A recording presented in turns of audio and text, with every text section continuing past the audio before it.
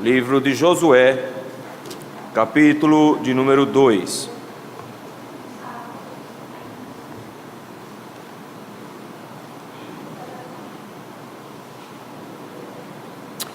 Capítulo 2 de Josué nos diz assim: De Sitim enviou Josué, filho de Num, 2 homens, secretamente, como espias, dizendo: Andai e observai a terra de Jericó. Foram, pois, e entraram na casa de uma mulher prostituta, cujo nome era Raabe, e pousaram ali. Então se deu notícia ao rei de Jericó, dizendo: Eis que esta noite vieram aqui uns homens dos filhos de Israel para espiar a terra. Mandou, pois, o rei de Jericó dizer a Raabe: Faze sair os homens que vieram a ti e entraram na tua casa, porque vieram espiar toda a terra. A mulher, porém, havendo tomado e escondido os 2 homens, e disse: É verdade que os 2 homens vieram a mim, porém eu não sabia de onde eram. Havendo-se de fechar a porta, sendo já escuro, eles saíram, não sei para onde foram. E diz após eles depressa, porque os alcançareis. Ela, porém, os fizera subir ao eirado e os escondera entre as camas do linho entre as canas do linho que havia disposto em ordem no eirado. Foram-se aqueles homens após os espias pelo caminho que dá aos vales do Jordão, e havendo saído os que iam após ele, fechou-se a porta.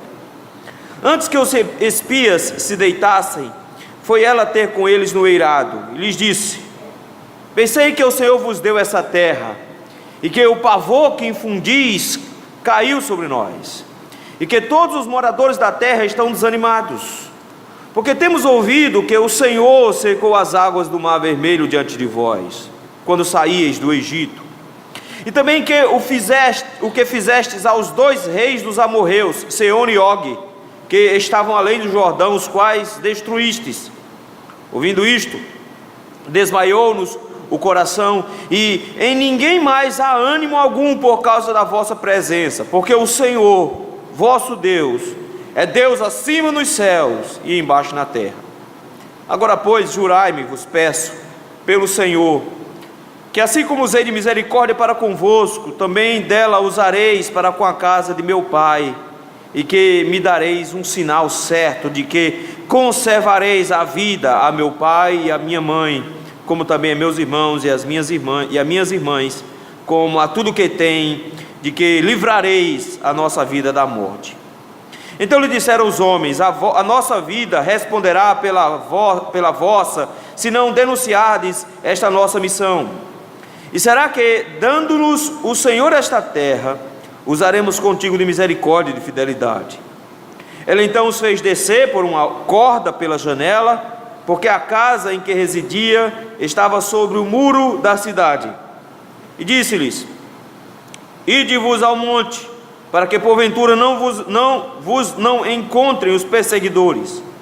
Escondei-vos lá 3 dias, até que eles voltem, e depois tomareis o vosso caminho. Disseram-lhe os homens: Desobrigados seremos deste teu juramento, que nos fizeste jurar, se vindo nós à terra, não atares este cordão de fio de escarlata à janela, por onde nos fizeste descer. E se não recolheres em casa contigo teu pai, tua mãe, teus irmãos e toda a família de teu pai, qualquer que sair para fora da porta da tua casa, o seu sangue lhe cairá sobre a cabeça, e nós seremos inocentes. Mas o sangue de qualquer que estiver contigo em casa caia sobre a nossa cabeça, se alguém nele puser a mão. Também se tu denunciares esta nossa missão, seremos desobrigados do juramento que nos fizeste jurar. E ela disse: Segundo as vossas palavras, assim seja. Então os despediu, e eles se foram, e ela atou o cordão de escarlata à janela. Foram-se, pois, e chegaram ao monte, e ali ficaram 3 dias, até que voltaram os perseguidores, porque os perseguidores os procuraram por todo o caminho, porém não os acharam. Assim, os 2 homens voltaram e desceram do monte, e passaram e vieram a Josué, filho de Num, e lhe contaram tudo quanto lhes acontecera, e disseram a Josué: Certamente o Senhor nos deu toda esta terra nas nossas mãos. e todos os seus moradores estão desmaiados diante de nós. Vamos orar? Senhor meu Deus, muito obrigado, Senhor, porque o Senhor tem sido misericordioso conosco. A sua graça, Senhor, nos alcançou e tem sempre estado sobre as nossas cabeças. E em especial, Senhor, podemos contemplar a tua graça e misericórdia quando abrimos a tua palavra e encontramos a tua voz nela. Por isso, Senhor, nesse momento, Pai, molda os nossos corações conforme a tua vontade. Abre os nossos olhos para entendermos a tua voz, a tua verdade. E muda, Senhor, a nossa disposição para glorificarmos o teu nome e andarmos conforme o teu querer. É no nome de Jesus Cristo é que nós te rogamos. Amém. Fama, meus irmãos, é algo que muitas pessoas perseguem. Ser conhecido e reconhecido na rua pode ser alguma coisa que encha os olhos de muita gente. Mas há dois tipos de fama. Primeiro, há a fama boa, que as pessoas querem, de ser benquistas, tirar foto, ter 5.000 amigos no Facebook. Mas há a fama ruim, quando a sua má reputação se espalha. Essa ninguém quer, essa ninguém possui. A Bíblia está recheada de pessoas com fama, pessoas que são conhecidas, pessoas que por todos são admirados. Mas a Bíblia também está cheia de pessoas cuja reputação parece que não é das melhores. A Bíblia está carregada de pessoas que com certeza nós temos certas dificuldades em pelo menos até dar o nome dessas pessoas para os nossos filhos. Raabe é uma dessas mulheres, e nós olhamos para ela e parece que não existe boa reputação nela, parece que não existem coisas boas a serem observadas nela. Mas é interessante, meus irmãos, que em Hebreus capítulo 11, lá está uma mulher chamada Raabe. E o mais bonito nisso tudo é que em Hebreus capítulo 11, essa mulher está sendo destacada pela sua fé. E só existem duas mulheres naquela lista toda, e ao lado dela está ninguém mais, ninguém menos do que Sara. Sara, a princesa, a filha da promessa, aquela por meio de quem o Senhor iria iniciar o seu povo. Uma mulher de fé que, crendo na palavra do Senhor, foi mãe de Isaac e mais tarde mãe de Jesus Cristo. Mas está lá também Raabe, uma prostituta pagã, lá da cidade de Jericó, uma mulher sem nenhuma reputação, uma mulher que é tida como alguém de fé. Mas ao mesmo tempo, se fosse pouco ter uma comparação entre Raabe e Sara, uma mulher digna e uma mulher indigna, Raabe é comparada também a Abraão e Tiago. Tiago compara eles dois, dizendo que tanto Abraão como Sara são exemplos de uma fé prática, porque ambos, para demonstrar a sua fé, fizeram isso por meio de atitudes. E no capítulo 2, Tiago junta Raabe e Abraão, o pai da fé, o justo, no mesmo pacote. Como se isso não fosse bastante, Raabe, no capítulo 1 de Mateus, está numa lista de mulheres abençoadas, de quem Jesus Cristo nasceu. A pergunta que nós fazemos é: o que torna uma mulher de má reputação alguém tão especial nas Escrituras? De forma que nós olhamos para Raabe hoje, não com um olhar preconceituoso, não com um olhar de alguém que nós não gostaríamos de dar um nome a um filho, porque pode ser que a filha fique com uma fama, mas olhamos para essa mulher agora como alguém cuja graça de Deus alcançou, e em toda a sua expansão, a graça de Deus restaurou e recuperou essa mulher, e recuperou num nível que nós nem sequer imaginamos, de tal maneira que a palavra do Senhor se cumpre nela, de Romanos capítulo 5, que onde abundou o pecado, superabundou a graça. A graça de Deus é manifestada na vida de Raabe. Eu gostaria de ver exatamente isso com vocês hoje à noite. A graça do Senhor chegou em Canaã e chegou em nossa igreja também. Em primeiro lugar, meus irmãos, a graça do Senhor, a primeira lição que nós tiramos é que ela alcança os inalcançáveis. Versículos de 1 a 7. Raabe, meus irmãos, colocou toda a sua fé em Deus. E a Bíblia vai nos dizer, meus queridos, de que a situação aqui é interessantíssima, Porque o que acontece, se os irmãos prestarem atenção, o capítulo 1 é o início da invasão de Israel. O povo de Deus está se organizando para invadir a terra. O texto nos diz que eles passaram o Jordão e se preparam agora para um ataque. Mas de repente o ataque só acontece no capítulo 3. Então nós temos um intervalo aí no meio para nos contar uma história da primeira cidade que vai ser atacada. Então existe uma preparação no capítulo 1, existe um ataque no capítulo 2, mas tem uma pausa para contar a história de uma mulher aí no meio. Na verdade o que aconteceu, meus irmãos, é que havia várias cidades naquela região que eram chamadas cidades-estados. Cada cidade dessa possuía um rei. E cada cidade dessa possuía consigo mesmo todo um poderio bélico de autoproteção. E Jericó era com certeza a cidade mais protegida da região. Os irmãos terem uma ideia, Jericó era cercada não só por um muro, Jericó era cercada por 2 muros, com uma distância de 5 metros de um muro para o outro. Os muros eram tão altos e tão fortes e tão resistentes, que se formou uma favela em cima do muro, a tal ponto que, se os irmãos observarem, a casa de Raabe, versículo número 15, ficava em cima do muro. Então era um muro imenso, e por isso mesmo era uma cidade que era considerada inviolável. Não era possível entrar nessa cidade, mas ela precisava ser derrubada, porque ela era um ponto estratégico. Daquele lugar, Josué podia lançar ataques para qualquer região de Israel, tanto para o norte como para o sul. Então ele precisava entrar naquela região. Eles já tinham tomado todo o lado direito do mapa, da região direita do rio Jordão. Toda aquela região já tinha sido dominada por a região de Moabe, por meio da morte dos reis Og e Bazã. Mas agora, passando, eles estavam entrando na faixa de Gaza, eles precisavam de pontos para avançar com o exército. Jericó era o ponto. Mas como vencer a cidade mais fortificada da região? O que acontece aqui é que de repente o texto nos diz que Josué tem uma estratégia bem interessante. Ele escolhe 2 homens, 2 rapazes, nós vamos descobrir isso mais à frente, 2 jovens, para ir até a cidade de Jericó.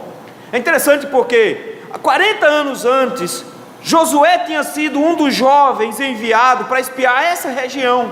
40 anos antes, Moisés mandou 12 homens, 12 jovens para entrar na terra. E somente 2, Josué e Caleb, voltaram dizendo que podia entrar na terra. Parece que Josué pensou, não adianta enviar 12, se só 2 trazem boas notícias. Vamos enviar só 2, porque os 2 trazem logo boas notícias. Se só 2 sobraram, então envia só 2 de uma vez. Ele manda 2, mas por que ele está enviando 2 homens, se afinal de contas, Deus já tinha dado a terra? Josué, meus irmãos, é um soldado, e ele sabe muito bem como fazer. Ele não está pensando em como derrubar a muralha, porque definitivamente a muralha é intransponível. Mas ele precisa saber como está lá dentro, porque ninguém invade uma cidade sem saber onde ficam as partes mais reservadas, onde ficam as partes mais protegidas, onde os soldados ficam, do lado direito, do lado esquerdo. Eles precisam saber como se organiza a cidade. E foi isso que ele fez. Mandou 2 jovens para ir para lá. Só que são jovens diferentes, são jovens de uma região de fora. E não demorou muito e eles foram reconhecidos. Mas olha que negócio esquisito. O lugar que eles procuram para ir é a casa de uma mulher, versículo número 1, chamada Raabe. E o pior, versículo 1 diz que essa mulher ela era prostituta. É bem verdade que o termo usado aqui para prostituta era para qualquer pessoa que cuidasse de uma hospedaria. Era para qualquer pessoa que fosse dona de uma hospedaria, pelo menos. Então, podemos dizer aqui, não, o que ele está dizendo é que ela era proprietária de um hotel. Aí, tudo bem, a gente dizia, que bom, graças a Deus, se salvou. O problema é Tiago, porque Tiago, quando vai interpretar essa palavra aqui, ele não interpreta essa palavra como a dona da hospedagem. Ele chega lá e diz com todas as letras, ela era uma prostituta mesmo. Para confirmar isso, o autor aos Hebreus, quando vai usar a palavra para definir qual era a função dela, diz lá com todas as letras, ela era uma prostituta mesmo. Então não dá para salvar. O que o texto está dizendo é que essa mulher, meus irmãos, tem uma vida de prostituta. E a casa dela não é nada mais, nada menos do que um prostíbulo. A pergunta é, o que é que esses 2 rapazes foram fazer lá? É bem provável que eles pudessem estar lá porque eles queriam, entre aspas, aproveitar a vida. Eram jovens, mas não. O motivo mais óbvio pelo qual provavelmente eles foram parar lá, porque eles estavam tentando encontrar um lugar onde eles pudessem ficar escondidos. E a melhor maneira de se esconder numa cidade como essa era se esconder à vista.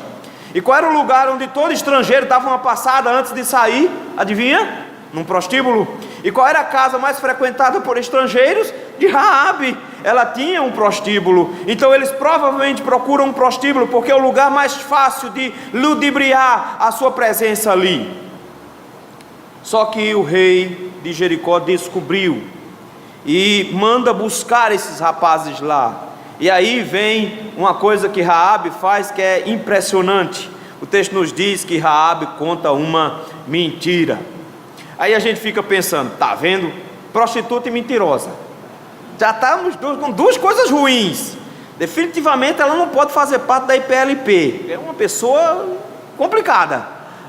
Mas eu quero que os irmãos prestem atenção numa coisa. Essa mulher, ela é especialista em esconder gente. Já parou para pensar quantas mulheres foram procurar marido nessa casa? Quantas mulheres foram procurar alguém? Quanto alguém da família foi procurar alguém aqui? Então, se tinha alguém que sabia esconder homens, era Raabe. É tanto que a casa dela já tinha um lugar onde ela sabia onde esconder. Tinha um lugar lá, uma espécie de sótão, era lá que ela jogava os caras que estavam fugindo. E o texto nos diz que ela coloca esses dois homens lá, os escondem, e pela habilidade que ela possui de prostituta, que mentiu a vida inteira, se tem alguém que sabe inventar uma história, é ela. E os homens chegam aqui e dizem: manda os homens sair, nós viemos buscá-los. Eles entraram na sua casa, eles estão escondidos aí. Ela chega e diz: é verdade, eles passaram aqui, estiveram aqui, dois homens de fora, vieram aqui, mas Tomás não, já foram embora. E ela conta uma mentira fantástica. Veja versículo 4, diz assim: é verdade que dois homens vieram a mim, porém eu não sabia de onde era. Ela diz: eu não estou preocupado da origem do cara, desde que pague está resolvido. Era essa a questão que ela está levantando aqui. Não me interessa a eles, eu não sei de onde eles eram. Havendo-se de fechar a porta, ou seja, chegando a hora de encerrar o expediente, sendo já escuro, eles foram embora, não ficaram aqui não. Então, no momento em que todos os clientes eram recolhidos, ela diz: eles não ficaram aqui no evento, eles foram embora. E tem mais uma coisa: eles saíram não faz muito tempo, porque você faz, vão logo depressa.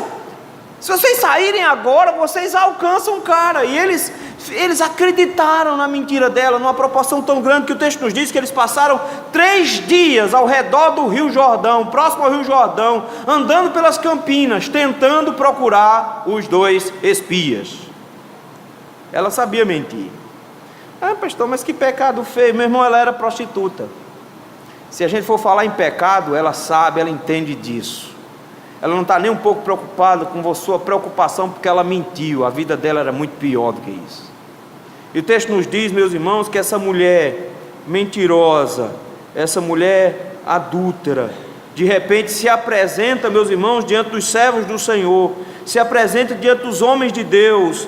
E nessa apresentação, meus irmãos, o texto nos mostra de que ela definitivamente não era alguém que nós íamos evangelizar, que ela definitivamente não era alguém que nós pudéssemos olhar para Jericó e dizer: o Senhor escolheu essa mulher. Se existiam com certeza pessoas de reputação melhor, pessoas mais qualificadas, pessoas até melhores do que ela, mas quando o Senhor olha para Jericó, só existe uma mulher que será alvo da sua graça. Só existe uma única mulher que será alcançada por Ele. Só existe uma única pessoa a quem o Senhor vai estender o seu sorriso. E o nome dessa mulher é a prostituta mentirosa, Raabe. É para ela que o Senhor olha. E é impressionante, meus irmãos, porque às vezes a gente não nota isso. Mas eu quero que vocês notem de como o Senhor conduz todas as coisas. Porque Josué não precisava mandar espias, mas ele manda espias. Não precisava mandar 2 rapazes, podia mandar 2 idosos, mas ele manda 2 rapazes. Eles não eram para se esconder, mas eles se esconderam. Existia 1 milhão de lugares para eles se esconderem, mas eles se escondem na casa de Raabe. O Senhor organizou tudo, porque a graça do Senhor haveria de alcançar alguém que nós jamais iríamos procurar. O Senhor mirou em alguém que nós não achamos que seja digno de ser salvo. Queridos irmãos, nós às vezes fazemos acepção na pregação e ficamos escolhendo pessoas de boa reputação, porque nós olhamos para nós mesmos e dizendo: eu sou um homem digno, eu sou uma mulher digna, eu sou uma mulher que casei com um único marido e fiquei assim a minha vida inteira, eu sou um homem de uma mulher só a minha vida inteira, eu não traio minha esposa, eu sou uma pessoa que vive do trabalho para casa, de casa para o trabalho, eu sou um servo de Deus, eu sou temente a Deus, eu sou piedoso. E nós olhamos para a nossa justiça e nos gabamos da nossa justiça e nos orgulhamos da nossa justiça e nos esquecemos que o nosso Senhor se cercou exatamente desse mesmo tipo de gente para nos lembrar que a graça do Senhor não faz acepção de pessoas, de que a graça do Senhor aponta para pessoas cujas nossas igrejas excluíram há muito tempo. Pessoas que nós não achamos que sejam dignas de frequentar os bancos da IPLP. Pessoas que não são dignas de carregar a sassa verde da Igreja Presbiteriana do Brasil. A graça do Senhor, meus irmãos, ela alcança os inalcançáveis. Mas em segundo lugar, a graça do Senhor alcança transformando essas pessoas. Versículos de 8 em diante nos diz que antes que os espias se deitassem, ela foi ter uma conversa com ele. Ela tem uma proposta para eles, e eu quero que os irmãos observem as palavras dessa mulher, porque o grande destaque que existe em Raabe é a sua fé. É a fé que ela possui que faz nos olhar para ela com um olhar diferenciado. É a fé de Raabe que a destaca no capítulo 11 de Hebreus. É a sua fé prática que é destacada por Tiago. Esse princípio dessa fé precisa ser observado agora pela ótica da graça de Deus. Ela vai lá procurar esses homens, versículo 9. Eu quero que vocês observem aí alguns detalhes. Olha o que ela diz: bem sei que o Senhor vos deu esta terra. Eu quero que você observe uma coisa. Na sua Bíblia, a palavra Senhor aí está todo com letra maiúscula. Ela sabe de quem ela está falando. Ela não está dizendo: eu sei que o teu Deus deu essa terra. Ela não está falando isso de um Deus a quem ela não reconhece. Ela sabe o nome dele, e ela o chama pelo nome pactual dele, o nome que só Israel tem direito de reconhecê-lo, o nome que ele deu para Israel, o grande eu sou. É com esse nome que ela se refere a Deus, e ela começa logo de cara dizendo: eu sei, eu bem sei. A fé dela, meus irmãos, não são informações, a fé dela não são sentimentos. Nós vamos descobrir que a fé dela é algo tão prático que a faz ter convicção, e é por isso que o autor aos Hebreus diz que fé é exatamente isso, é convicção de fatos que não se veem. Ela não ouviu falar, ela sabe não pelo que o seu intelecto adquiriu, mas ela conhece o Deus que fez a promessa. E o texto nos diz que ela diz assim: bem sei que o Senhor, o Deus de Israel, vos deu esta terra. Ele diz: a terra não é minha, a terra não é de Jericó, nós moramos aqui, mas nós não merecemos mais ficar aqui. Eu sei que o seu Deus, o Deus de Israel, nos tirou daqui. Eu sei disso, e tem mais, e o pavor que infundis caiu sobre nós. Queridos, isso é uma confissão terrível. Ela está dizendo: todos em Jericó estão apavorados, todos aqui estão assustados, todos estão temendo, e todos os moradores da terra estão desmaiados. A ideia dele aqui é que eles não têm mais força para reagir. Ela está dizendo que a cidade onde ela mora não tem condições de reagir a Israel, de tanto medo que eles têm. Eles estão tão assustados que eles não têm mais a capacidade de reagir a um ataque de Israel. E ela diz: é assim que nós nos encontramos. Sabe por quê? Você pode dizer assim: como é que essa mulher tem uma fé dessa já? Como é que essa mulher crê em Deus e crê na palavra de Deus? Porque ela ouviu isso, versículo 10. Nós discutimos isso hoje de manhã. Olha aí o que ela diz. Porque temos o quê? Ouvido. Foi pregado a ela. Foi a pregação que chegou nela. A fé que essa mulher está demonstrando aqui, dizendo: eu sei que o Senhor deu essa terra. A fé que ela demonstra foi porque ela ouviu alguém falar, ela ouviu a pregação. O que ela ouviu foi que Deus entregou aquele lugar a Israel. Ela ouviu isso, e tem mais, ela ouviu como Deus estava cumprindo essa promessa. Ela diz: porque temos ouvido que o Senhor secou as águas do Mar Vermelho. Isso aconteceu 40 anos antes. Ela está dizendo: chegou-me a notícia de que o seu Deus seca um mar para vocês passarem. Além disso, vocês, quando saíram de lá e chegaram aqui às portas da nossa terra, vocês derrubaram 2 reis poderosíssimos, Seon e Og, rei de Bazã. Eles caíram. Vocês destruíram a terra deles, vocês arrasaram com a terra deles. Ela está dizendo: eu ouvi a pregação do que o Deus de vocês é capaz de fazer. E por isso mesmo, ela diz: por isso nosso coração desmaiou, e não há mais ânimo em ninguém, por causa da vossa presença. A gente está com medo de vocês. E aí vem a declaração de fé dela.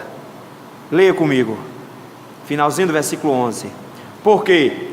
Porque o Senhor, leia comigo, porque o Senhor vosso Deus é Deus em cima nos céus. Ela chega agora e diz: porque o Senhor de vocês é Deus. Queridos, quem está falando isso é uma mulher que é pagã, é uma mulher que tinha vários deuses, é uma mulher que tinha um panteão inteiro. Essa mulher aqui agora diz: eu só reconheço um Deus, eu só reconheço o Deus de Israel, eu sei que só Ele é Deus. E como eu sei disso? Porque Ele é o único que é Deus em cima no céu e embaixo na terra. Essa mulher está dizendo: eu só creio em Deus. A transformação de Raabe se deu pela pregação da palavra. E ao ouvir a pregação da palavra, essa mulher agora, ela manifesta isso em obras. E a forma como ela manifesta isso em obras é que sua palavra é condizente com sua atitude. Ela diz: eu sei em quem eu tenho crido. O Deus de Israel, Jeová, Yahvé, o grande eu sou, entregou essa terra a vocês, e Ele é o único Deus. É impressionante, meus irmãos, porque essa mulher, prostituta de Jericó, mentirosa e pagã, tem mais fé que 10 espias que eram companheiros de Josué. Porque os 10 espias vieram, olharam a terra, viram a comida que tinha lá, viram a estrutura que tinha lá, e voltam dizendo: nós somos como gafanhotos na frente deles, nós não vamos conseguir vencer, nós não vamos conseguir entrar. E por causa da falta de fé deles, por causa da incredulidade deles, eles voltam para o deserto e ficam 40 anos lá, até que todos morram, e somente 2 que acreditaram que podiam entrar, Josué e Calebe, ficaram vivos.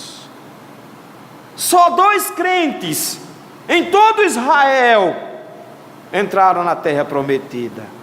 Temos uma pagã agora que chega e diz: eu creio como os 2 espias, eu creio que Deus deu essa terra, eu creio no que Ele já fez, e eu creio no que Ele fará. Ele também se tornou o Deus dela. Queridos, a transformação que acontece na vida dessa mulher se dá no fato de que a fé que ela possui faz com que ela tenha as atitudes adequadas diante da profissão que ela faz. Não é só um dizer Senhor, Senhor, mas ela simplesmente está dizendo: eu confesso, porque ao ouvir a pregação, ao ouvir o que o Senhor fez e o que o Senhor está prometendo fazer, eu reconheço esse Deus como Deus Todo-Poderoso. Muito mais, meus irmãos, do que simplesmente uma ação vazia e oca. Essa mulher se prepara com base na fé que ela possui.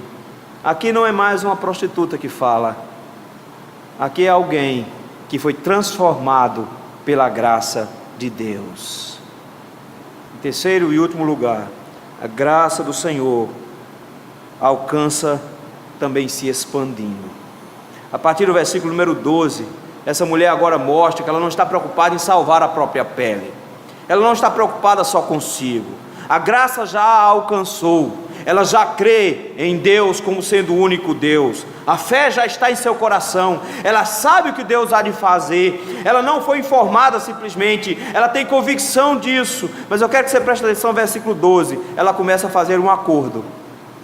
E o acordo dela é bem simples. Jurai-me, vos peço, pelo Senhor, pelo Deus de Israel, que assim como eu usei de misericórdia para com vocês, que vocês usem misericórdia para com quem? Para com a casa do meu Pai. Ela vai fazer questão disso, é tanto que no versículo 13 ela vai dizer: vocês vão conservar com vida a meu pai, a minha mãe, aos meus irmãos e às minhas irmãs. Eu preciso que vocês nos livrem da morte. Essa mulher está dizendo: eu não tenho dúvida que eu estou debaixo da maldição de Deus. Eu não tenho dúvida de que Deus vai destruir todos nós. Eu não tenho dúvida de que Ele vai nos matar a todos. Eu estou condenada à morte. Mas essa mulher, meus irmãos, crê aqui que o Deus misericordioso que agiu libertando Israel pode dar uma chance para ela também. Mas ela alcança a chance não só para ela. Ela diz: eu quero minha família junto. E agora ela começa, meus irmãos, numa intercessão para que a família dela toda seja alcançada pela graça de Deus. Ela quer que todos que estão debaixo do seu teto sejam alvo do sinal de Deus. É por isso que o versículo 12 ela diz: eu quero um sinal. Essa mulher diz: eu quero um pacto, eu quero uma aliança. E toda aliança tem um sinal. Quando Deus fez a aliança com Noé, Deus colocou um arco-íris no céu e disse: não mais destruirei a terra com água. Quando Deus fez uma aliança com Abraão, cortou o prepúcio dele e disse: tenha uma aliança com a sua família. Quando Deus fez uma aliança com Israel, lá em Êxodo 24, o texto nos diz que aspergiu-se sangue sobre o povo, e aquele era o sangue da aliança. Jesus Cristo, quando reafirmou o seu pacto com o seu povo, pegou pão e vinho e disse: esse é o meu corpo, esse é o meu sangue, o sangue da nova aliança. O Senhor nos dá sinais, o Senhor nos dá símbolos da sua aliança. Essa mulher está dizendo: eu preciso de uma aliança, eu preciso de uma maneira de ser salva da condenação de Deus. A maldição de Deus está sobre a minha cidade, mas eu preciso que a graça de Deus me ajude, e eu preciso de um sinal de aliança. Salva a minha família, salva a minha família. Ela estava correndo risco, meus irmãos. O rei não podia saber da tramóia dela. Mentir ao oficial de um rei é mentir ao rei. Isso é cometer traição, isso é pedir para morrer. Essa mulher estava correndo o risco de morte quando escondeu aqueles homens lá em cima. Ela sabia disso. E arriscando morrer, ela está preocupada com a família dela. Os espias então dizem: tudo bem. Versículo número 14: a nossa vida responderá pela vossa, se não denunciardes esta nossa missão. Dando-nos o Senhor essa terra, versículo 14, usaremos contigo de misericórdia e de fidelidade. Eles dizem: nós damos nossa palavra, nós morremos se você morrer. Temos um pacto aqui. Mas o pacto deles é interessante, porque como ela morava no muro, qual era a maneira mais fácil de sair de Jericó? Pelo muro. E o que é que ela faz? O texto nos diz que ela pega um cordão escarlate. Quando a gente pensa em cordão, a gente pensa num negócio fininho que dava para pendurar na janela. Meu irmão, não era um cordãozinho não, era um cordão mesmo, era corda grande. E a corda era grande porque era vermelha. Não sei se era por causa da casa, que tinha luz vermelha, alguma coisa do tipo, mas era vermelho o cordão. E ela usou esse cordão para fazer uma escada para descê-los pelo muro, pela sua janela. Nota só que coisa interessante. Essa mulher usa um cordão vermelho, uma corda vermelha, para fazer com que os espias fujam. E eles chegam agora e dizem: encontramos qual é o sinal que você precisa. O texto nos diz que ela deveria deixar na janela, provavelmente pelo lugar onde eles desceram, aquela corda de pendurada, para que eles soubessem onde estava o lugar. E o texto nos diz: se vindo nós à terra, versículo 18, não atares este cordão de fio de escarlata à janela, por onde nos fizeste descer, se não recolheres em casa contigo teu pai, tua mãe, teus irmãos e toda a família do teu pai, qualquer que sair para fora da porta de sua casa, o seu sangue lhe cairá sobre a cabeça, e nós seremos inocentes. Mas o sangue de qualquer que estiver contigo em casa, caia sobre nossa cabeça, se alguém nele puser. Queridos, se vocês prestarem atenção, esse texto tem um paralelo fantástico com algo que aconteceu 40 anos antes. 40 anos antes, o Senhor condenou todos os primogênitos do Egito, e a morte haveria de passar lá, e a morte haveria de alcançar todos os primeiros filhos de todos os homens que habitassem naquela terra. E Deus mandou que fosse colocado na porta, nos umbrais das portas, sangue, e na casa onde tivesse sangue, a morte passaria por ela, e ela não entraria ali. E aquele dia foi conhecido como Páscoa, como a passagem, porque a morte passou por sobre essas casas e não entrou nelas. E agora não mais sangue, mas uma corda vermelha marca a casa onde a morte vai pular.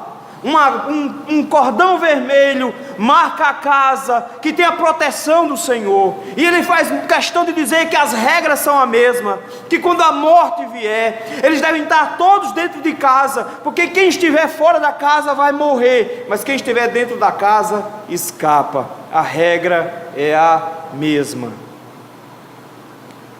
Ah, pastor, mas esse foi pacto de homens. Você precisa lembrar o lugar onde Raabe mora. Ela mora no lugar onde Deus vai derrubar. Ela mora em cima do muro, e o plano de Deus é derrubar o muro. Mas o que Deus não vai fazer é derrubar o muro onde Raabe mora, porque lá existe um cordão escarlata. E ela, arriscando a própria vida, contou isso para os seus pais, contou isso aos seus irmãos, correndo o risco deles denunciá-los. Mas para todos os que ouviram a boa nova, existia uma boa notícia em Jericó: quem se esconder na casa de Raabe não morre. Queridos, de repente nós somos informados que a graça de Deus não fica retida num lugar só, que a graça de Deus se expande para a família. Quando o apóstolo Paulo diz: crê no Senhor Jesus e serás salvo tu e a tua casa. Quando ele disse isso para o carcereiro de Filipos, ele estava dizendo: a graça do Senhor não se restringe a uma pessoa, mas quando ela é espalhada, quando ela é anunciada, ela se torna uma graça que alcança a todos os que estiverem próximos. Mas eles disseram uma coisa que era um limitador aqui: ah, vamos pregar para todo mundo, vamos botar Jericó toda dentro da casa de Raabe. Não, senhora, não conte para ninguém. Ninguém pode saber disso, ninguém pode conhecer esse plano, somente a sua família. Somente a sua família pode conhecer esse plano. Mas a família de Raabe, naquele dia, experimentou a graça do Senhor. Ela foi esperta, deu todos os toques para ele: não vão para o caminho, vão para a montanha, escondam-se lá 3 dias. Depois de 3 dias vocês podem voltar. Ela já conhecia como funcionava os soldados, que a missão geralmente durava 3 dias. Depois de 3 dias eles desistem de caçar vocês, e eles fizeram isso, passaram 3 dias escondidos. E o texto nos diz, meus irmãos, que depois de 3 dias eles voltaram. E olha que coisa bonita, essa mulher, ela agora é alvo da graça de Deus, e não só serve para salvar a família dela, mas ela se torna o ânimo de Israel. Os últimos versículos diz que os dois homens, versículo 23, os dois homens voltaram e desceram do monte, e passaram e vieram a Josué, filho de Num, e lhe contaram. O que é que eles contaram? E disseram a Josué: certamente o Senhor nos deu essa terra nas nossas mãos. De onde eles ouviram isso? Eles ouviram isso, meus irmãos, no versículo de número 9: bem sei que o Senhor vos deu essa terra. Esses homens chegam e dizem: nós temos uma mensagem para você, o Senhor nos deu essa terra. Quem contou foi Raabe. Mas não só isso, eles dizem assim: e todos os seus moradores estão desmaiados diante de nós. Quem contou isso para eles foi Raabe. Essa mulher, ela agora é uma expansão da graça de Deus por meio das suas palavras. Ela prega para a sua família, e quem acreditou nela se escondeu na casa dela e escapou. As palavras dela estão na boca de dois espias que contam para Josué, e Josué se anima. E quando você chega lá no capítulo 6, o texto nos diz, lá no finalzinho do capítulo 6, que o Senhor salvou a ela. Versículo número 22: então disse Josué aos dois homens que espiaram a terra: entrai na casa da mulher prostituta, tirai-a de lá com tudo quanto tiver, como lhe juraste. E entraram os jovens, os espias, e tiraram Raabe seu pai, e a sua mãe, e os seus irmãos, e tudo quanto tinha. Ela não perde nada, o Senhor salvou tudo. Tiraram também toda a sua parentela, e os que acamparam fora do arraial, e os acamparam fora do arraial. E o texto diz: porém a cidade e tudo quanto havia nela queimaram-no. Tão somente a prata, o ouro, os utensílios de bronze e ferro foram para o tesouro da casa do Senhor. Mas o Senhor, Josué, conservou com vida a prostituta Raabe e a casa do seu pai, e tudo quanto tinha, e habitou no meio de Israel até o dia de hoje, ou seja, até o dia que Josué escreveu esse livro, quando toda a terra prometida já estava conquistada. Ele diz: ela ainda está lá, ela ainda mora lá, ela é uma israelita. Ela não é mais qualquer pessoa. Mesmo que Josué insista em chamá-la de prostituta, essa mulher vai casar mais à frente com um homem. Mateus capítulo número 1.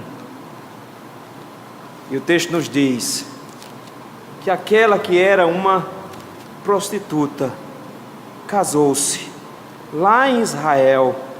Ela se casa com um homem em Israel, versículo de número 4.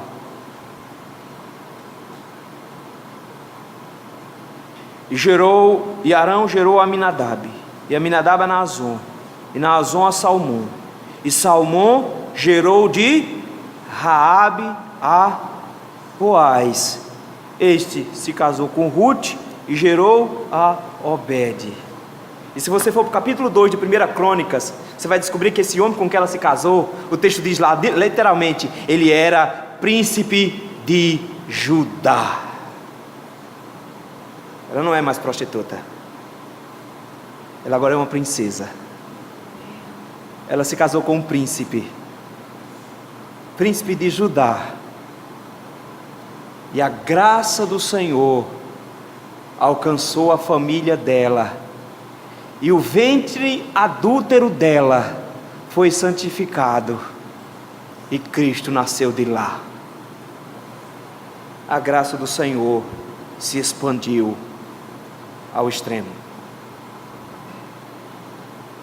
Queridos irmãos, o Senhor nos lembra, queridos, que não tem pecados que o Senhor não possa perdoar, que não interessa qual é a imagem que você tem de si mesmo, se você se acha muito santo ou se você se acha muito pecador. O Senhor não está nem ligando para como você se vê, Ele não está interessado pela sua autovisão, pela sua autoimagem. A graça do Senhor, meus irmãos, ela é especial exatamente por isso.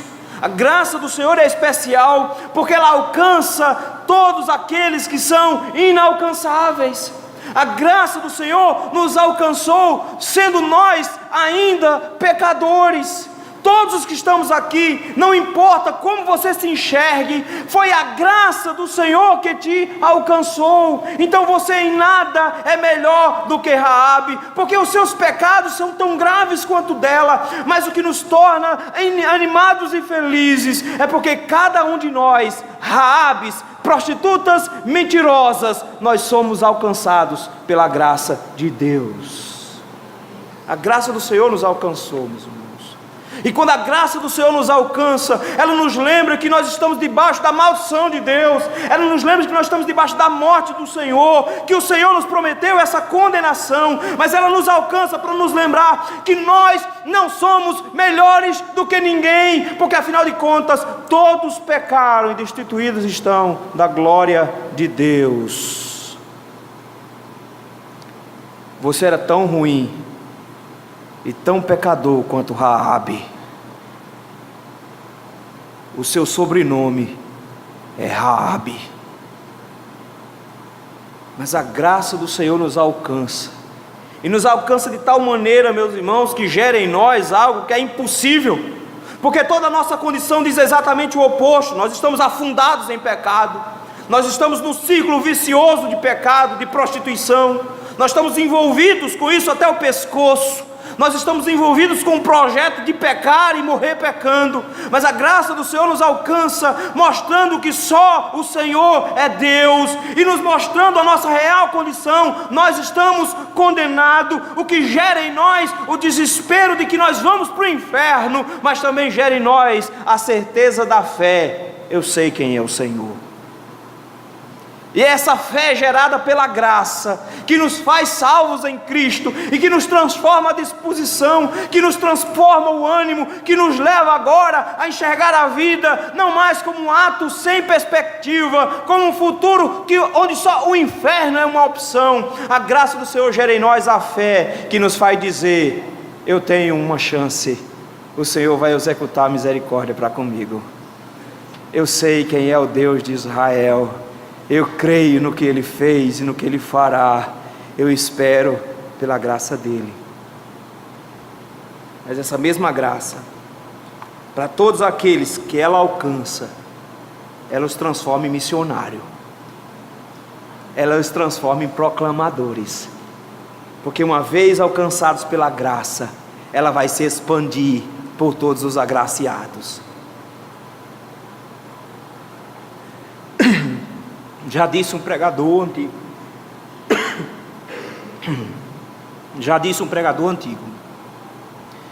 que a evangelização é um mendigo dizendo para outro mendigo onde tem pão.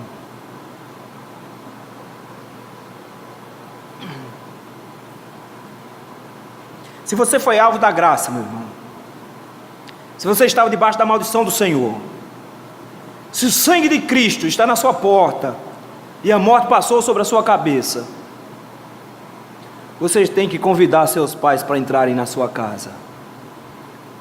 Você tem que convidar os seus irmãos para entrarem na sua casa. E ao contrário da ordem que o Senhor deu para Raabe, não conte para ninguém.